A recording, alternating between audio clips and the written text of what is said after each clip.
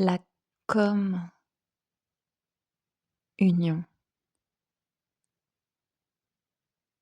des sexes.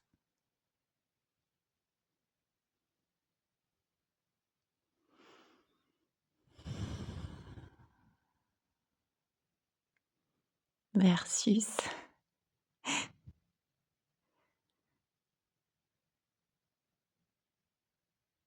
En fait, j'aime pas trop envie de dire versus. Parce que dans versus, il y a une opposition, il y a une dualité. Et justement, je voudrais dire la communion et la pénétration ou la non-pénétration. C'est un peu à rallonge tout ça.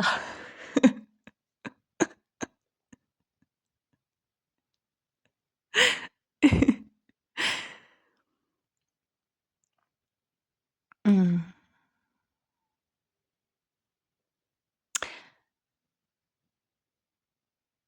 Je vais reparler encore de mon premier chéri.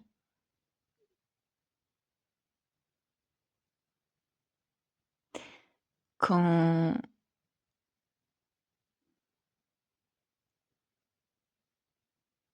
on était ensemble, je me souviens qu'à un moment donné, on avait vu un film de Tarantino. C'était Pulp Fiction, je crois, et il y a une scène entre Maria de Medeiros et Bruce Willis où, où elle lui dit, «Viens, on va faire petite cuillère» et ça, c'est vraiment une réplique qui était restée, en fait. Faire petite cuillère. En fait, petite cuillère, c'est quand tu te mets l'un contre l'autre, comme 2 petites cuillères. C'est vraiment du gros, gros chaudounou et il y a pas forcément besoin qu'il y ait pénétration.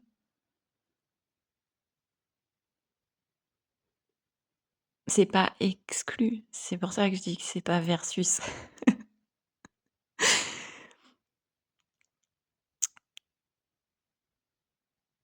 Mais c'est pas obligatoire non plus.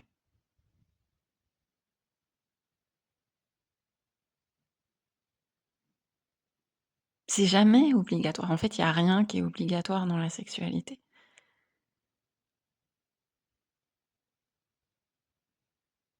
L'amour n'oblige pas.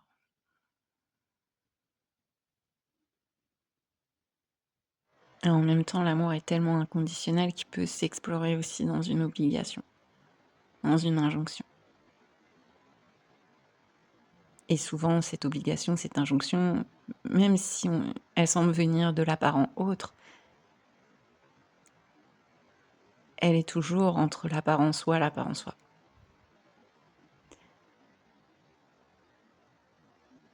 Mmh.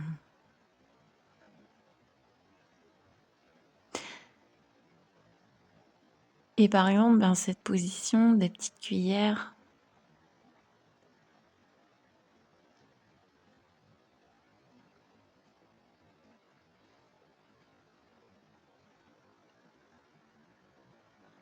c'est comme un cocon.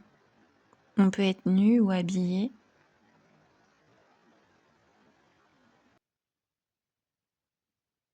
Et en fait, les 2 corps se rechargent, respirent ensemble.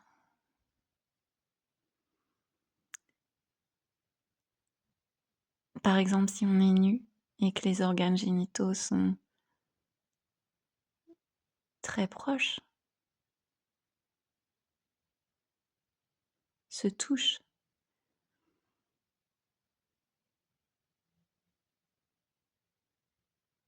S'il y a cette confiance qui est là et justement, en fait, le fait qu'il y ait pas cette injonction de se dire qu'il faut qu'il y ait pénétration.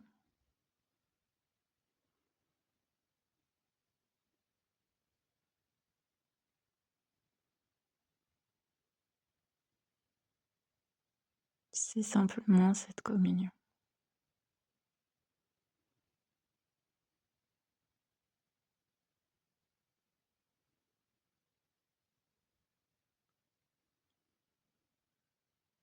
Paisible, tendre.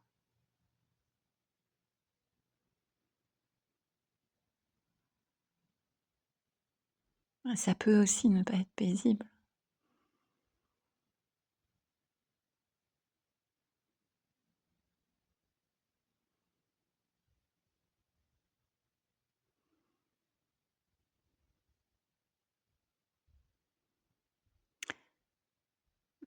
Mais cette communion, elle est intemporelle, elle est inconditionnelle. C'est celle-là, elle est paisible et elle accueille même le fait qu'il puisse y avoir de la frustration ou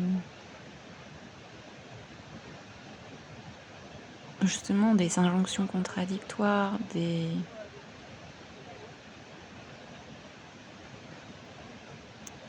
la recherche, des attentes, des jugements. Et c'est cette communion en fait qui s'explore dans tout ça.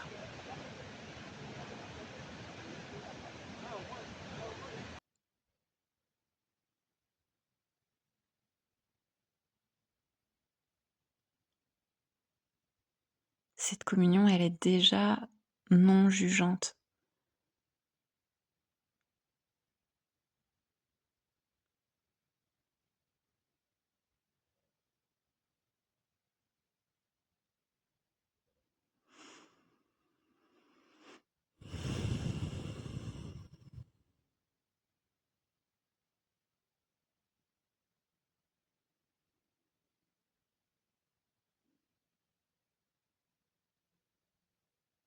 C'est simple. C'est ordinaire et en même temps c'est extraordinaire.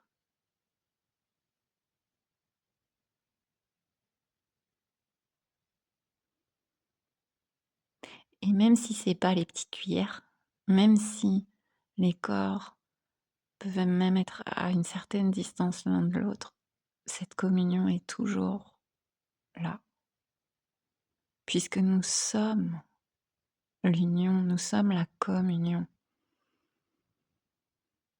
nous sommes l'alliance éternelle.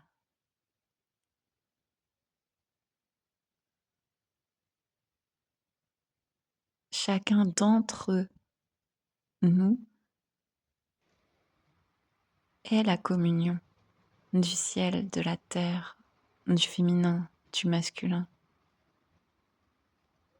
de la lune, du soleil, de l'océan et du vent,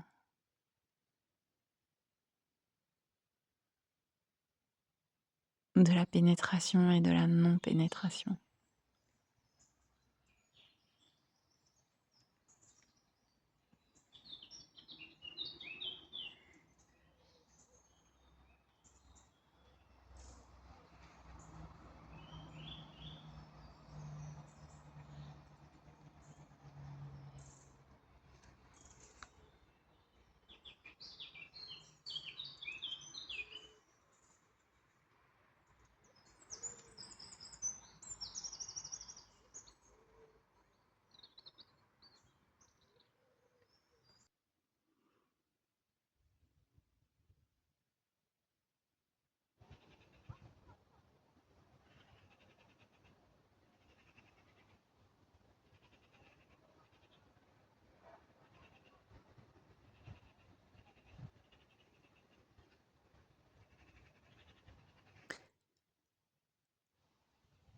La yoni et le phallus respirent ensemble, sans autre intention que de juste être cette respiration. Il n'y a même pas d'intention du tout, parce que ça se fait naturellement.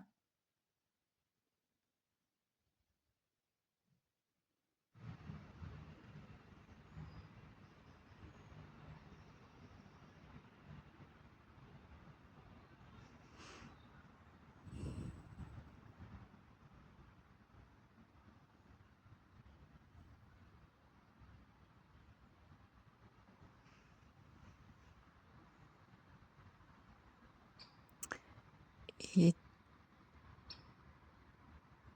toute la vulnérabilité, la sensibilité, même l'insécurité, tout ça peut s'explorer.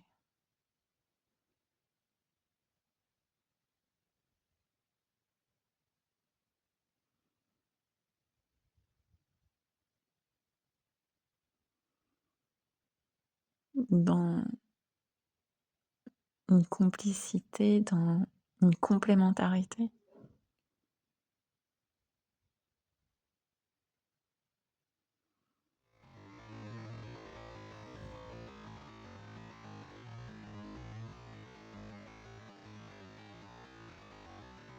Nous sommes l'accueil.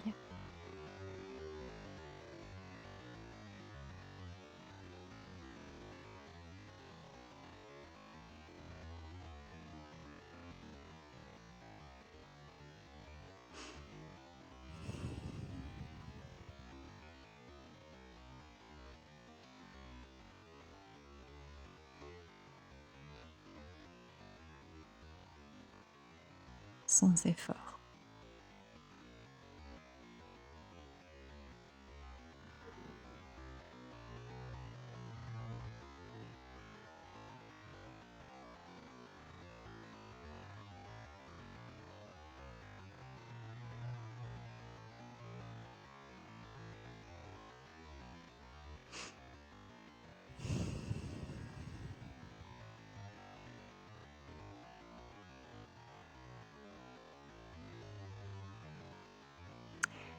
Et aussi, il y a une compassion qui est là parce que justement, il peut y avoir des mouvements réactionnels qui émergent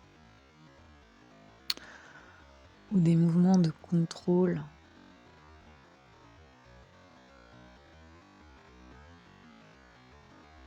Et comme il y a cette base qui est là,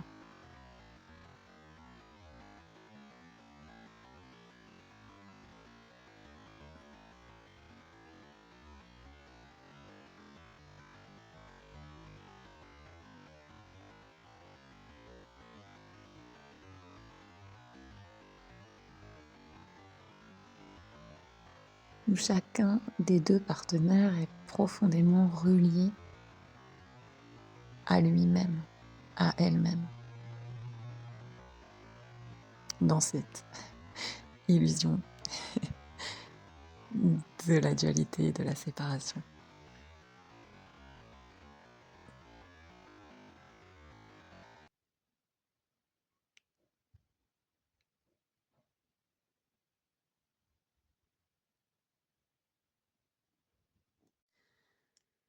Donc l'urgence et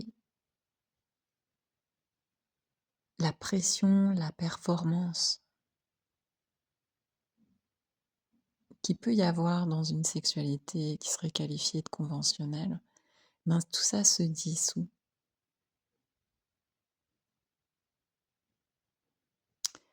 Et c'est vraiment l'éternité qui se goûte elle-même.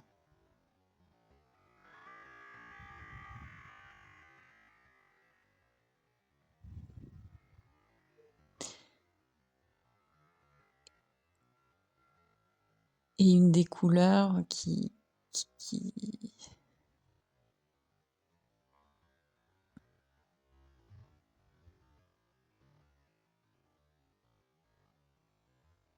se réveille, peut-être, c'est l'innocence au cœur de l'éternité.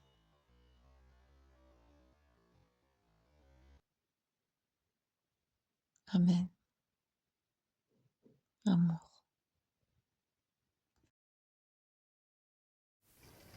Le cœur appelle, le cœur répond, le cœur n'a pas de distance. Il sait briller, il sait chanter, il sait le cœur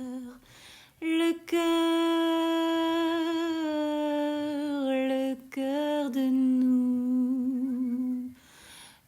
cœur de